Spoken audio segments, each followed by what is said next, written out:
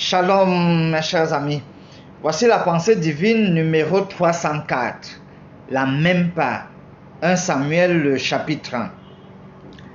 Alors que David et ses 600 hommes sont renvoyés par Achish, comme nous l'avons vu précédemment, et David s'était montré hypocrite, mais c'était stratégique. Donc, ils sont renvoyés, ils reviennent donc à Tiglag, qui est la ville qui avait été donnée à David.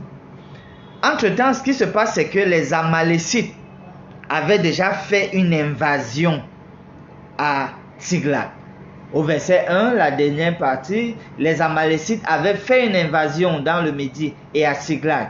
Ils avaient détruit et brûlé Tiglag, y compris donc partis avec leurs femmes, les enfants, et les deux femmes de David aussi. Lorsque le peuple voit donc cela, le peuple voulait même lapider David. David a dû reprendre courage, l'a consulté l'Éternel. Et on voit comment Dieu l'a aidé à réaliser un exploit. Il a pu tout récupérer après avoir détruit les Amalécites.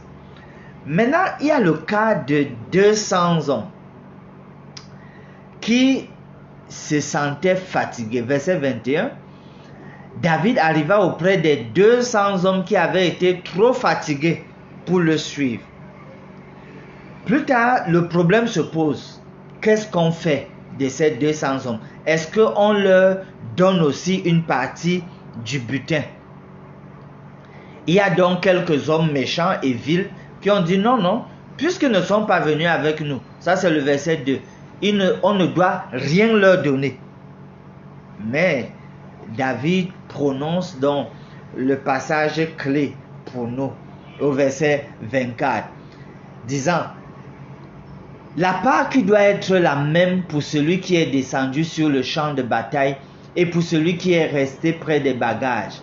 Ensemble, ils partageront. La résolution finalement, c'est que les 200 hommes, ils étaient fatigués, ils n'ont pas pu venir, mais au moins ils sont restés garder les bagages. Il faut qu'ils aient la même part. Et voilà donc, la même part pour ceux qui sont allés au front, c'est la même part pour ceux qui sont restés garder les bagages. Du point de vue du salut, chers amis, on sait, il n'y aura que deux camps.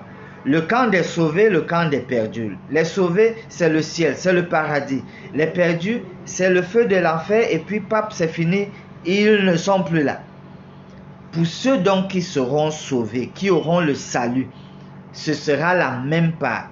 Ce sera la même qualité de vie. Ce sera le même héritage.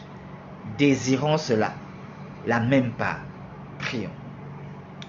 Donne-nous, Seigneur, de nous accrocher à toi, d'être à tes côtés toujours, pour que finalement, nous puissions recevoir cet héritage-là, le salut en Jésus, et que nous recevions, chacun d'entre nous, la même part, la même qualité de vie éternelle, la même portion d'éternité avec toi. Toutes choses pour ta gloire, nous prions au nom de Jésus. Amen.